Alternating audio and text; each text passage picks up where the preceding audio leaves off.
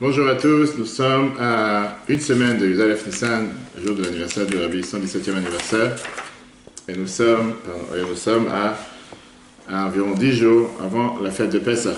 Et donc, on va suivre les différents cours sur les halachot qu'on a appris déjà les dernières semaines. On peut revoir le premier et le deuxième cours sur l'application eTorah, eTorah sur Google et Apple.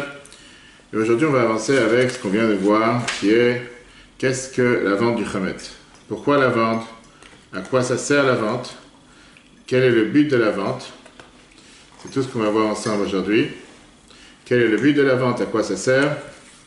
Comment la vendre? Qu'est-ce qui se passe si quelqu'un y trouve du Chametz pendant Pessah? Est-ce qu'on peut ouvrir une armoire où on a mis du Chametz pendant Pessah aussi? Tous ces détails, on va essayer de les voir ensemble aujourd'hui. Et comme ça, on va essayer d'avancer pour pouvoir se préparer à la vente du Chametz. Pour pouvoir comprendre comment fonctionne la vente du Chametz, quelle est l'idée, pourquoi on s'assure de faire en sorte que le maximum de Juifs qui ne sont pas au courant de l'importance de la vente du Chametz puissent vendre le Chametz. C'est que plusieurs années, on avait demandé comme quoi on doit s'assurer de faire en sorte que le maximum de Juifs, même ceux qui ne pratiquent pas encore Pessah à 100%, s'assurent de vendre le Chametz. On va voir quelle idée, d'où ça vient. Depuis le départ, qui a inventé cette notion? Parce que certains te disent, oui, ça a l'air d'être une ruse, comme si tu es en train de tromper les gens. Que ça veut dire vendre du Chametz. Comment tu peux avoir du Chametz chez toi pendant Pessah? Certains disent qu'il faut se séparer tout à fait de ton Chametz. Il ne faut plus rien laisser à la maison. Certains vont te dire que tu ne pourras pas vendre ton tout Chametz, même si tu as envie. Parce qu'aujourd'hui, par la force des choses, on a tout le temps du Chametz chez soi à la maison. Que ce soit dans la cuisine, que ce soit dans les marmites, que ce soit dans la vaisselle. Aujourd'hui, on a des stocks de manger qu'on garde. Donc, pas forcément qu'on peut se débarrasser facilement de tout son Chametz avant Pessah. Donc, c'est ce qu'on va voir aujourd'hui ensemble. Pourquoi, d'abord, ça a été institué par les Chachamim?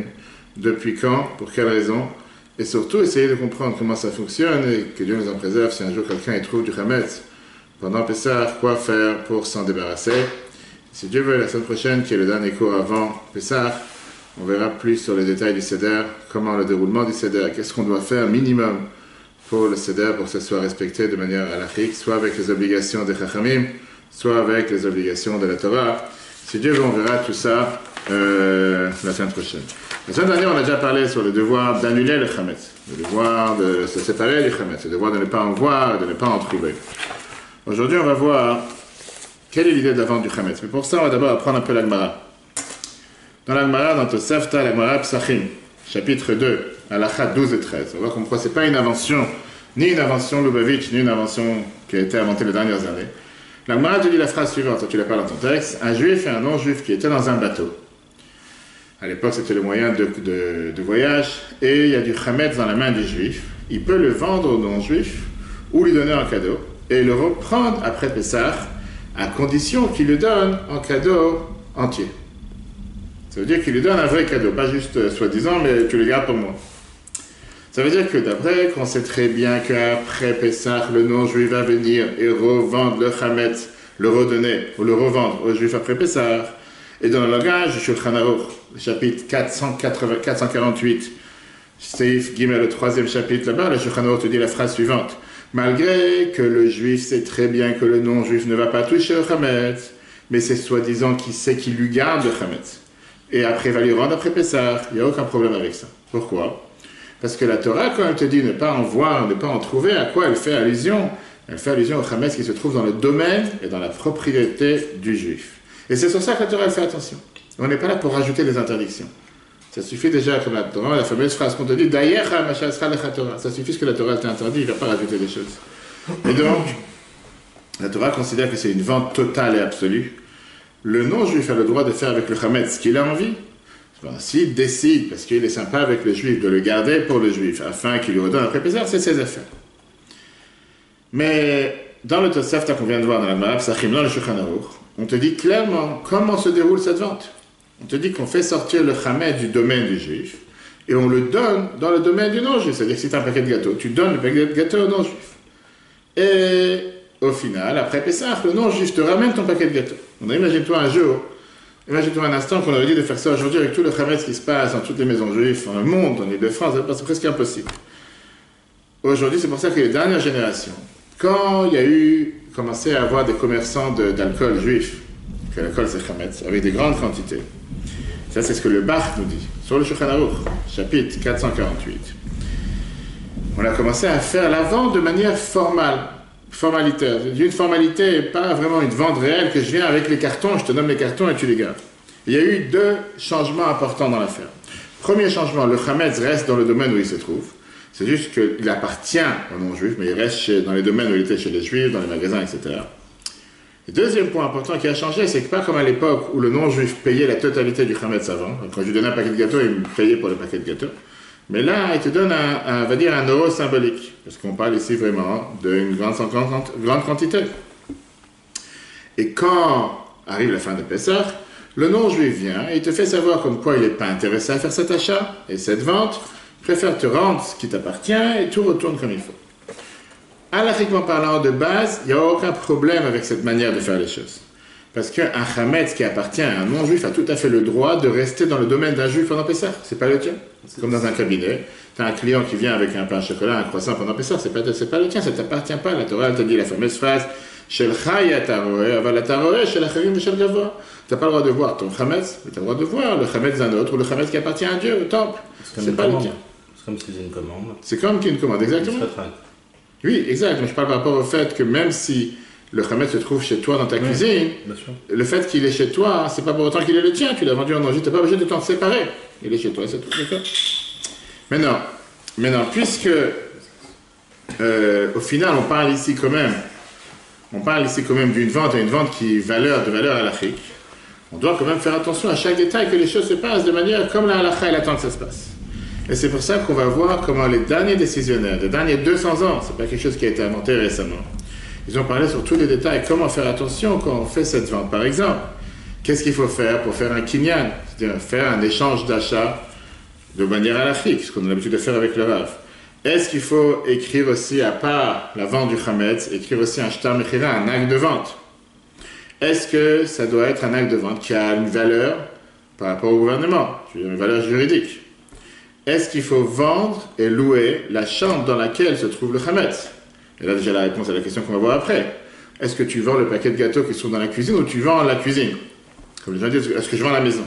Est-ce qu'il faut donner les clés de l'endroit que tu as vendu, ou de la pièce que tu as vendue, ou du KGB, ou peu importe?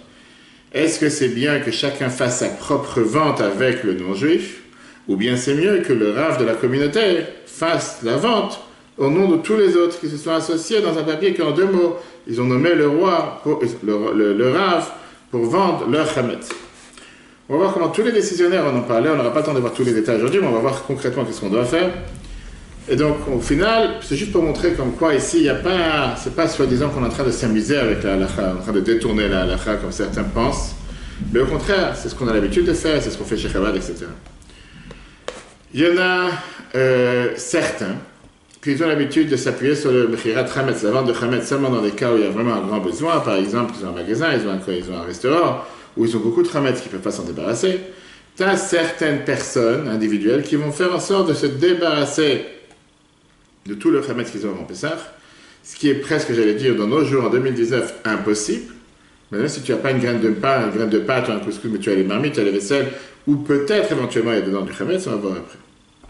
Et comme il y a beaucoup de problèmes avec la vente du chametz, des différents détails, quoi faire, comment faire, on va voir pourquoi le Admor Hazaken, qui était l'auteur du Tanya et du Shulchan Aruch, et il a décidé de rajouter un détail important en soulevant que quand tu vends le chametz et le vendeur n'a toujours pas payé, l'acheteur n'a toujours pas payé pour le chametz, est-ce que la vente elle est considérée une vente totale ou pas? C'est comme si je te dis aujourd'hui, tu décides d'acheter un iPhone sur Apple et tu as mis un acompte. Est-ce que tu reçois le portable ou tu ne reçois pas le portable? Vas-y, tu fais des achats par internet tous les jours? Tu ne reçois pas le portable. Pourquoi? Parce que tu n'as pas payé toute la totalité. À part si tu as mis ta carte bancaire en 3 paiements, en 4 paiements. Donc ça veut dire que la vente n'est pas totale. Là, le fait que le vendeur, l'acheteur du chametz, ce non-juif, qui veut acheter le chametz des juifs d'Île-de-France, on va dire, pour une valeur de 10 millions, je ne sais pas combien c'est, tous les restaurants, tous les magasins, tout ce que tu veux, une valeur de 10 millions. Il n'a pas mis les 10 millions. Il a mis 5 000, il a mis 1 000, peu importe la somme, en fonction de comment chaque graphe fait. Il a payé un acompte. Soit pour autant que ça lui appartient. C'est un problème qui est soulevé. Et dans ces cas-là, la halakha, elle fait différence entre une situation dans laquelle que la personne qui a mis la compte, il cherche à obtenir le reste, ou dans une personne qui a mis la compte mais qui ne cherche pas à obtenir le reste. Parce que des fois, quand tu achètes une maison en bien immobilier, on te dit de mettre un premier paiement, et après d'attendre que tu vas recevoir une approbation de la banque, comme quoi tu as accordé le crédit. Mais tu es en train de faire quelque chose, c'est pas juste te donner un début et tu dis, maintenant on verra un autre jour. Mais pas on verra un autre jour. La logique, elle est qu'une vente tombe seulement quand tu donnes de l'argent contre un objet. Et en règle générale, elle pourrait éventuellement tomber même si tu as donné une partie de ce que tu devrais donner, pas forcément tout. Mais quand le vendeur n'est pas tranquille tout le temps qu'il n'a pas reçu tout l'argent, ce qui est en général normal, Apple il va pas dire il est sympa, il va me payer dans un an. Non, tu n'as pas payé, tu ne reçois pas ton iPhone. Et donc ça veut dire que lui il pense aussi que tout l'achat est fait seulement une fois qu'il a reçu toute la vente, que tu vas recevoir plus tard, tu as reçu tout l'argent. Et la partie que tu viens de recevoir est considérée comme un prêt momentané, jusqu'à ce que tu vas tout me donner ce qu'il faut. De cette manière-là, ça ne peut pas considérer un achat. Ça ne peut pas être considéré un achat. Pourquoi? Parce que l'argent que l'autre lui a donné, ce n'est pas une partie de paiement, c'est juste un prêt qu'il lui a donné. En aucun cas que la personne lui a payé par rapport à ce qu'il cherche à acheter. Et donc, dans notre cas-là, quand on a un vendeur non-juif, pardon, un acheteur non-juif, et on parle ici d'une quantité énorme, c'est la raison pourquoi il y a la vente du chametz, parce qu'il y a énormément de choses à s'en séparer. C'est sûr que le juif n'est pas d'accord de donner le chametz au non-juif, de faire ce qu'il en veut avec, avant qu'il soit sûr qu'il va lui donner ce qu'il lui doit. Prenons un simple exemple. Je suis patron de 3 restaurants à Paris. Et dans ces 3 restaurants, il y a énormément de machines, de tout ce que tu veux.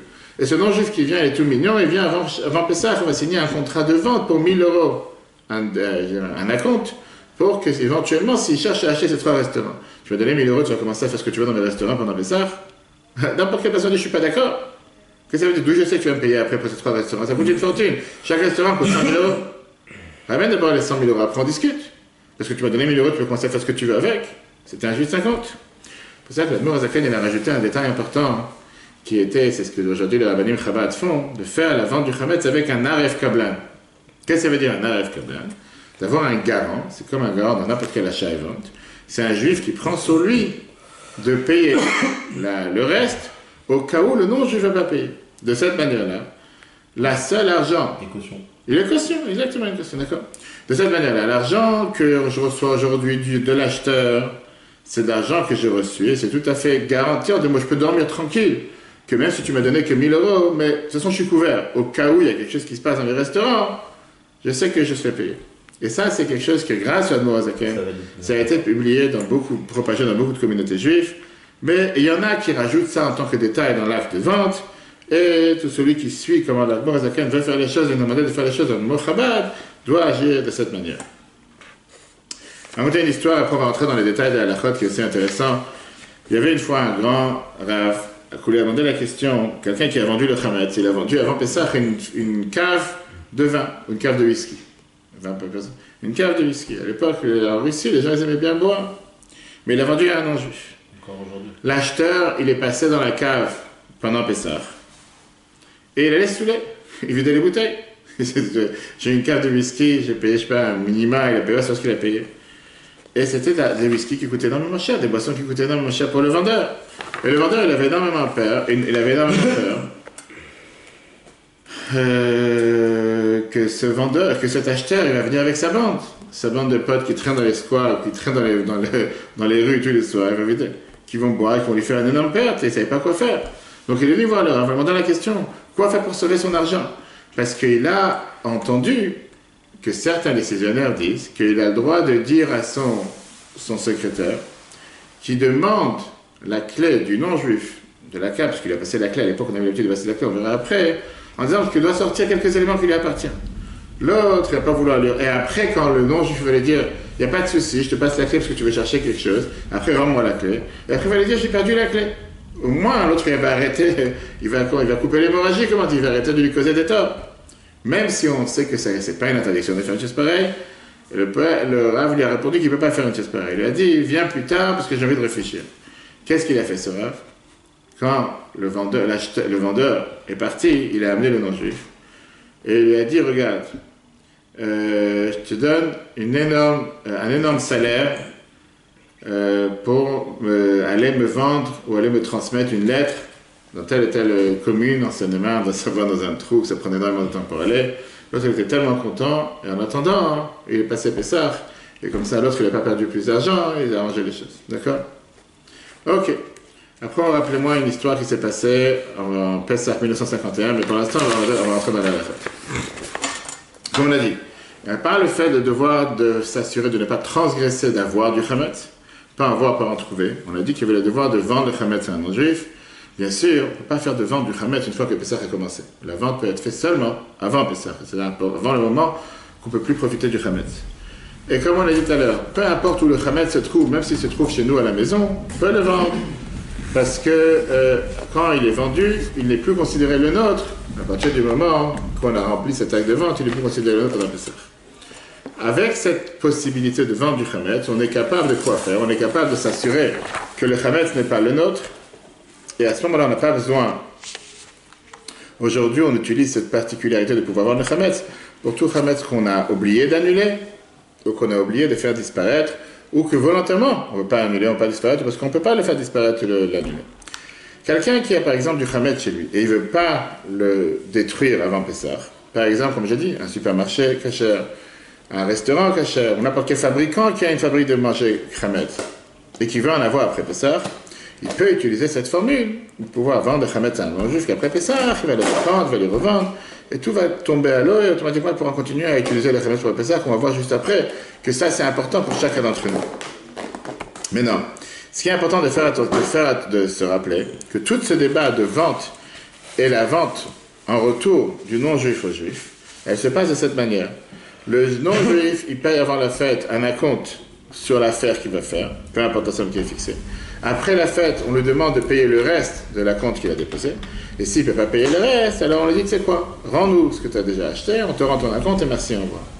Et en réalité, c'est vraiment quelque chose qui a une valeur juridique. Alors, en France, pas forcément, je parle en Israël, que, halakhiquement parlant, pendant tout Pessah, le chametz, pendant Pessah, appartient aux non-juifs seulement. Et donc, celui qui fait une chose pareille, il doit s'assurer que quand il vend le chametz, c'est exactement ce qu'il fait. C'est pas juste je suis en train de remplir un papier parce que ce Lubavitch est venu me voir, il m'a dit remplis-moi la vente du chametz. Non, c'est sincère. C'est-à-dire que si le non-juif décide pendant Pessah de venir juste dans ton adresse, juste chez toi, parce que ça lui plaît ton adresse, il a le droit de venir. Alors, tu ne peux pas l'empêcher. Tu ne peux pas dire que c'est un voleur. Pas comme ce colis. Voir qu'il lui a donné l'adresse. Voir qu'il lui a donné l'adresse, exactement.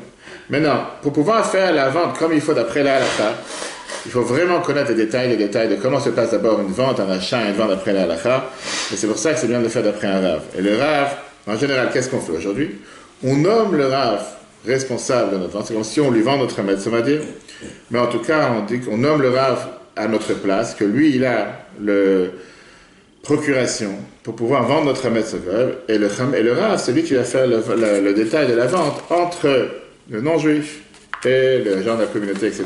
Pour ça, je disais, ce n'est pas quelque chose qu'on doit faire banalement, simplement. Quelqu'un dit, j'ai un non-juif dans mon quartier, j'ai mon voisin, des fois les gens me demandent, je vais lui vendre mon chametz. Il y a beaucoup de détails halachiques dans le pouvoir arabe de le faire. C'est ça qu'on fait avec tous les ventes du chametz. Et lui, il va savoir exactement quoi faire, comment faire. C'est bien de rencontrer le rave en direct, en personne, et ne pas le faire juste avec un papier. Pourquoi? Parce qu'il y a ce qu'on appelle faire un acte de vente, un kinyan. Ça veut dire de soulever comme quelque chose qui vaut en réalité, c'est la page, chez toi, la page 38, je crois. Qui vaut quelque chose qui a une petite valeur, comme une kippa ou n'importe quelle chose, comme on a l'habitude de faire quand les gens ils se marient à la choupa, on lève un kinyan, afin de pouvoir nommer le rave. Et avec ça, on nomme le rave, que lui, il a notre représentant pour pouvoir vendre le chametz.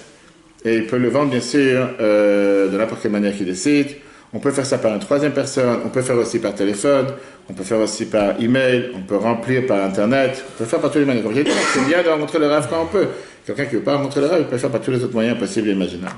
Même celui qui vend et qui se débarrasse du chametz comme la halakha, comme j'ai dit tout à l'heure, et qui pense qu'il n'y a plus de chametz, ça serait bien qu'il vende du chametz pour qu'il soit totalement couvert.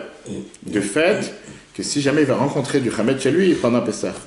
Et par exemple, comme j'ai dit tout à l'heure, d'où on peut trouver du chametz si je me suis assuré que j'ai plus de chametz chez moi? C'est très simple. Tu peux des fois avoir du chametz que tu vas recevoir un colis pendant Pessah, qui n'était pas arrivé à toi avant Pessah. Des fois, tu as des objets chametz que tu ne pensais pas qu'ils étaient chametz. Des fois, tu as par exemple des sikav, des actions dans des fabrications, dans des sociétés qui font du chametz. Automatiquement, ça t'appartient. J'ai dit que quelqu'un aujourd'hui en 2019, puis en assurance vie ou quoi que ce soit, quelqu'un qui aujourd'hui peut dire à 100%, je n'ai pas une graine de Chametz qui m'appartient pendant Pessah et je n'ai pas envie de remplir la vente du Chametz. C'est un mensonge, c'est pas possible, c'est impossible. C'est pour ça qu'on doit s'assurer aussi que chacun de ses amis, ses connaissances, eux aussi font la vente du Chametz sur le Chametz qui est chez eux. Et surtout quand on sait qu'on a affaire avec quelqu'un qui ne va pas forcément faire attention à l'arriquement, à se débarrasser de son Chametz comme il faut. Ce qui se passe avec la majorité de nos frères et sœurs. C'est important de le faire donner ses mérites, de l'inclure dans la vente du Chametz. Arriquement parlant, le Chametz doit être vendu à un non-juif avant la fin du temps qu'on doit brûler le Chametz, qui est cette année, le vendredi à 12h30. Il faut s'assurer de tout remplir, d'avoir tout donné le pouvoir, les procurations au Rav en avance, pas attendre la dernière minute pour éviter ces problèmes graves et d'avoir du Chametz qui t'appartient pendant Pessah et de transgresser chaque instant et chaque minute de Pessah, qu'on a parlé la semaine dernière, du fait d'avoir du Chametz qui est le tien ou qui t'appartient, même si c'est pas chez toi à la maison, qu'il est à 10 000 km, mais si c'est le tien, c'est toi qui transgresses le fait d'avoir en ta possession du Chametz pendant Pessah. Le Chametz qu'on vend à un non-juif, il ne peut pas rester sur la table, dans le salon, un paquet de gâteaux ou quoi que ce soit. Il faut le ranger. Même les gens qui vont à Eilat, ou même les gens qui vont en voyage, c'est pas parce qu'ils vont en voyage que pour ça, ils peuvent avoir le Chametz partout dans la maison. Il faut qu'il soit rangé. Pourquoi il faut qu'il soit rangé? Dans une armoire, dans d'autres endroits. Pour ne pas être amené à en manger par erreur, tout simplement. Parce que, encore une fois, le but du Chametz, c'est comme on l'a expliqué la dernière fois. On peut revoir sur l'application Torah les premiers cours et deuxièmes cours sur les lois de Pessah. Le fait qu'on vit avec le Chametz, H24, toute l'année, pas naturel, naturellement parlant, pas forcément qu'on va faire attention, que tu vas avoir ce gâteau, un chocolat, un bonbon, peu importe. Qu'est-ce que tu vas vraiment penser que c'est Pessah? Des fois, on peut tomber et faire une oubli. Quand quelqu'un il a un besoin, il a fermé le Chametz dans une armoire, dans cette armoire, il a quelque chose qu'il doit chercher. Paquet de, je sais pas, de mouchoirs. Il a fermé une armoire dans la pharmacie qu'il y a dans la maison et il a mis là-bas du Chametz, mais il a besoin des médicaments qu'il a besoin pendant Pessah. Tu as le droit d'ouvrir l'armoire ou de rentrer dans l'endroit où le Chametz est fermé et vendu, par exemple, pour prendre un objet. Mais néanmoins, c'est pas pour autant que tu dois laisser la porte ouverte toute la journée et faire comme si tout le temps est ouvert. Il faut savoir que pendant Pessah, c'est fermé. Si tu as besoin de prendre quoi que ce soit, tu peux rentrer et prendre sans aucun problème. Pourquoi? Parce qu'encore une fois, tu n'as pas vendu l'armoire, tu as vendu le Chametz qui se trouve dans l'armoire, même si on sait qu'en règle générale, il y en a qui ont l'habitude d'écrire sur les armoires ou les choses qui vendent pour Pessah, ils écrivent Chametz. Il y a une très belle histoire dessus avec le Rabbi. Quand le Rabbi passait dans les différentes yeshivot, les différents séminaires et internats de jeunes élèves, filles et garçons à Kronitz, pendant la tournée avant Pessah, pour aller voir comment ils font le Seder, une fois le Rabbi est entré dans une de ces institutions et il a vu qu'il y avait des étiquettes Chametz, Chametz, Chametz partout. Il a fait allusion en disant pourquoi écrire Chametz. On aurait pu écrire Macho le Pessah, vendu pour Pessah. Oui, c'est toujours pour dire les choses de manière positive, pourquoi pas de manière négative, c'est du Chametz. C'est vendu pour Pessah. Que faire? Et ça, c'est quelque chose qui peut arriver malheureusement couramment, surtout les gens qui voyagent. Pas les gens du voyage, mais les gens qui voyagent, même les gens du voyage aussi. Quelqu'un qui trouve du Chametz qui lui appartient pendant Pessah. Du Chametz dans son domaine. Maintenant, encore une fois, du Chametz que tu as, et que tu as oublié de t'en séparer. Tu as pris un sandwich avec toi, tu as pris dans ton carry-on, tu as pris dans ta valise, tu es arrivé à Eilat 2 jours avant Pessah, tu n'as pas pensé à vider, tu as pris des gâteaux pour le bébé, tu as pris peu importe ce que tu as pris. Et pendant Pessah, tu trouves ce Chametz. À ce moment-là, qu'est-ce qu'on fait? Et là, on va tout de suite voir l'avantage d'avoir fait la vente. Mais pour l'instant, parlons de quelqu'un qui n'a pas fait la vente. Ce Chametz appartient pendant Pessah, tu le découvres. Qu'est-ce que tu fais avec pendant Pessah? On a le devoir de s'en débarrasser, de le détruire le plus rapidement possible. Ou en le brûlant dans un feu, ou bien certainement jeter dans les toilettes, bien sûr pas avec l'emballage, etc. Ou bien n'importe quelle autre manière avec laquelle tu peux le détruire. Mais si tu as fait une vente du Chametz, et ça c'est l'avantage d'avoir fait la vente du Chametz encore une fois, à ce moment-là, le Chametz n'est pas le tien. On est d'accord, parce que tu as vendu le Chametz. Sauf, comme le dit tout à l'heure, en faisant une vente du Chametz, tu ne peux pas laisser le Chametz découvert ou ouvert, de peur que tu risques de tomber pour en profiter. Et donc c'est très simple, tu prends ce Chametz, disons que c'est un paquet de gâteaux ou quoi que ce soit, et tu le mets dans un endroit fermé dans lequel tu ne vas pas avoir accès pendant Pessah. Pas besoin d'aller schizophrène, commencer à faire un feu dans la maison, c'est pas le tien de toute façon, ça ne t'appartient pas. Sauf qu'il ne peut pas rester devant toi, devant l'œil découvert. Pendant Yom Tov, si quelqu'un trouve du Chametz pendant Yom Tov ou pendant Shabbat, il n'y a pas le droit de toucher le Chametz, parce que c'est considéré Mouktsé, c'est considéré comme un objet qu'on ne touche pas à Shabbat, puisque Shabbat, on n'a pas le droit de toucher. C'est quoi Mouktsé? C'est quelque chose qu'on n'utilise pas pendant Shabbat. Le Chametz, ça peut pas l'utiliser, donc il est considéré Mouktsé, tu ne peux pas l'utiliser. Shabbat, Pessah, ouais. Shabbat et Pessah, cette année, surtout on a 2 Shabbats. Premier jour et dernier jour, c'est Shabbat. Et donc si tu trouves du Chametz pendant Shabbat, pour Yom Tov et Pessah, il faut le recouvrir d'une manière que les gens ne vont pas être amenés à manger ou le trouver. Et la fin de Shabbat ou la fin de Yom Tov, faire ce qu'on vient de voir, en fonction de ou bien le détruire, si tu n'as pas fait la vente du Chametz, Si tu as fait la vente, l'enfermer, le mettre au piquet ou le mettre au placard, tu ne parles pas avec lui jusqu'à la fin de Pessah. Maintenant, qu'est-ce qui se passe si quelqu'un l'a préparé avant Pessah, du manger pour Pessah dans une marmite qui n'est pas cachée pour Pessah et qu'il a oublié de la cachériser ou quoi que ce soit? Il faudra demander à un rave quoi faire, c'est pas les lois d'aujourd'hui de cachérisation, on a vu ça il y a 2 semaines, pas dans les détails, mais c'est important de demander si quelqu'un il se passe une chose pareille. Tout ce qu'on vient de voir, c'était juste avant Pessah. On va voir comment cette vente elle est importante pour après Pessah aussi. Parce que tout ce qu'on vient de voir, c'est quoi? C'est que l'interdiction du Hametz c'est tellement problématique, c'est tellement qu'on fait attention avec un grain, une graine du Hametz, on fait tellement attention qu'elle se trouve dans n'importe quelle chose, comme on a vu les semaines précédentes, c'est que pas seulement on peut ne pas en utiliser pendant Pessah, on ne peut pas en utiliser même après Pessah. On a des problèmes à la qui dépendent du Hametz pour après Pessah, par exemple. Même si l'interdiction de manger du Hametz et de profiter du Hametz et d'avoir du Hametz termine à la fin de Pessah, il peut y avoir une situation dans laquelle quelqu'un il va s'empêcher de détruire le Hametz, il va garder le Hametz, en sachant qu'il va transgresser ce Bal Yireh ou Bal Matzeh. Et il pense que de toute façon c'est pas grave. Après Pessah, le Hametz, j'ai plus fauté, je reprends le Hametz, je continue ma vie. Pour éviter une telle situation. Les Chachamim, ils ont fait une sanction grave, une amende doublée, en disant qu'un Hametz qui appartenait à un juif pendant Pessah, ce qui est appelé dans le langage halachique, Hametz Shavar Alav Pessah, un Hametz dans lequel on a transgressé Pessah, on l'a pas vendu, même pour un instant, il est interdit de l'utiliser et d'en profiter éternellement pour tous. Éternellement pour tous. Et donc, on parle ici de quelque chose de gravissime. On parle ici de quoi? L'interdiction, elle est seulement sur un Hametz qui était dans le domaine d'un juif pendant Pessah. Mais un Hametz d'un non-juif. Ou un Hametz qui a été vendu comme la halakha à un non-juif avant la fête. Bien sûr qu'on peut l'utiliser après Pessah sans aucun problème. On revient ici à ce qu'on a dit tout à l'heure, l'importance d'avoir vendu le Hametz, parce que quand tu fais la vente du Hametz, même avec des juifs qui pour l'instant ne sont pas encore pratiquants, et que peut-être ils risquent d'avoir du Hametz chez eux à la maison, comme malheureusement j'en ai beaucoup en cinéma, le fait de leur faire la vente du Hametz, la procuration du Hametz, ça fait que chaque instant qui ne profite pas du Hametz pendant Pessah, le Hametz n'est pas le leur. Et automatiquement, ils pourront profiter de ce Hametz après Pessah. Et n'importe quel juif qui ira chez eux pourra profiter du Hametz après Pessah, alors que quelqu'un qui n'a pas vendu le Hametz, c'est un Hametz Shavar Alav Pessah, à ce moment-là, il ne peut pas en profiter éternellement. Et c'est grave ici. Donc quand on achète des produits Hametz après Pessah, il faut s'assurer qu'on ne parle pas d'un Hametz qui n'a pas été vendu pendant Pessah. Comment on fait? Deux manières. Ou bien que le Hametz il a été vendu d'après la halakha à un goy comme il faut.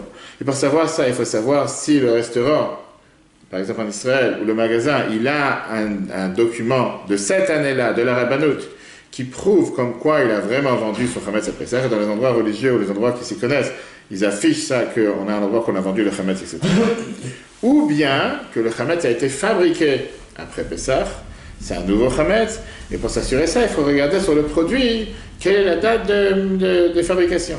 Si le Hametz c'est pour ça qu'aujourd'hui, tu as pas mal de produits en Israël qui t'écrivent dessus que c'est de la farine Khadash, la nouvelle farine c'est pour une autre raison, mais peu importe, c'est pour ça qu'on t'écrit, tu as le produit de fabrication, donc tu sais que le Hametz qui a été vendu juste après Pessah, c'est pas un Hametz qu'ils avaient avant Pessah, c'est un Hametz qui a été fabriqué après, dans ces cas-là, il n'y a pas de problème, tu peux en manger. Si on ne peut pas savoir la date de fabrication, quand est-ce que ça a été fabriqué, alors c'est comme ça. Si tu sais que par exemple le stock que tu avais, il s'est déjà renouvelé, et on pense en général que le produit que tu cherches à acheter, disons, je sais pas, un paquet de gâteaux par exemple, des rollers, on va savoir, quelqu'un qui cherche un paquet de gâteaux important, il a été pris d'un nouveau stock qui n'était pas dans le domaine du magasin avant Pessah, et ni dans le domaine du livreur pendant Pessah, tu as le droit de l'acheter.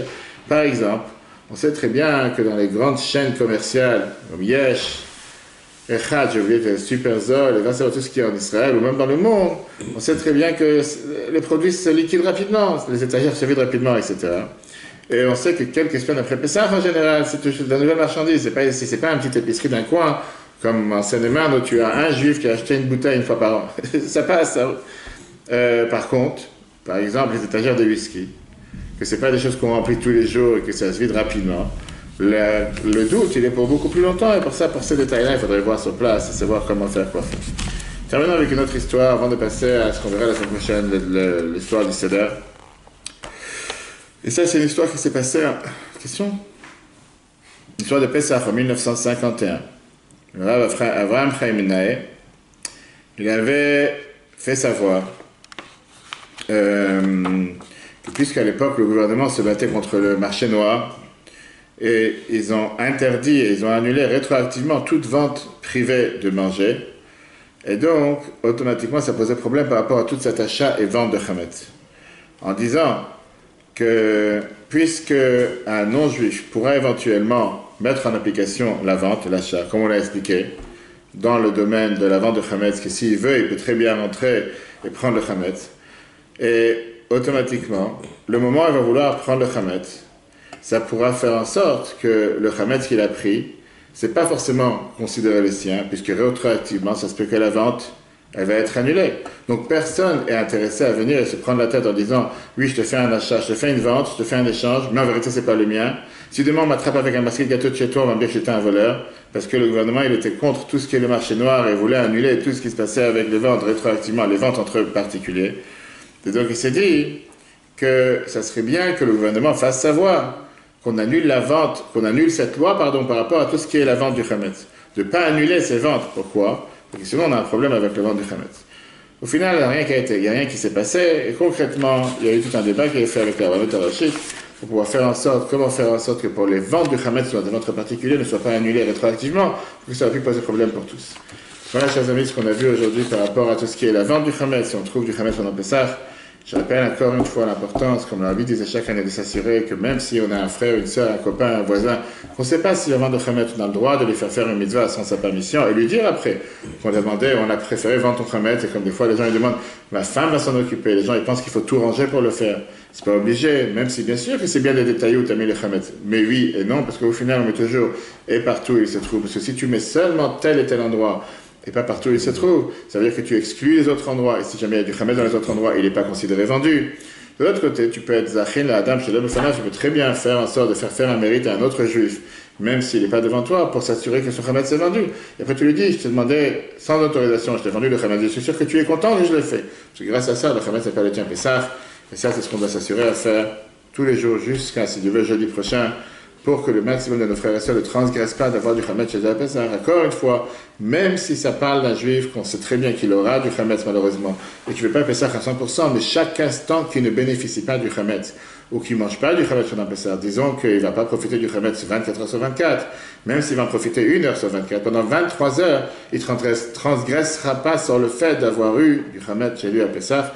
Et ça, c'est énormément important. De là, l'importance de s'assurer que le maximum de juifs remplissent la vente du Chametz. Et comme le Rabbi disait par rapport à Purim, que des fois, tu as des juifs qui aiment bien faire les mitzvot les plus compliqués. Kippour, on va jeûner 24 heures. Dès qu'il leur dit, signe une ligne, prends une minute, prends ton stylo, écris ton nom, ton adresse, partout il se trouve dans la procuration. Les choses simples, ils n'aiment pas faire. Les choses simples, il faut faire les choses plus compliquées. C'est simple, fais cette mitzvah, fais le maximum, et tu es garanti que grâce à ça, on passe à très bon Pessah, comme la Rizal nous dit. Que tout celui qui fait attention avec un grain de Chametz à Pessah, il est garanti de ne pas fauter toute l'année. Que Dieu fasse, qu'on puisse tous être clean, comme on dit, de tous ces Chametz. Chametz, c'est toutes les mauvaises ondes, toutes les mauvaises forces, toutes les mauvaises choses. On puisse mériter d'avoir un Pessah Kasher et sa mère pour tous les peuples juifs, partout où ils se trouvent. Le cours sera en replay sur l'application eTorah, eTorah sur Google et Apple. En attendant, très bonne préparation de Pessah à tous. Et dans une semaine, si Dieu veut, c'est l'anniversaire du Rabbi, on entend en reparler. Très bonne journée à tous et à la semaine prochaine.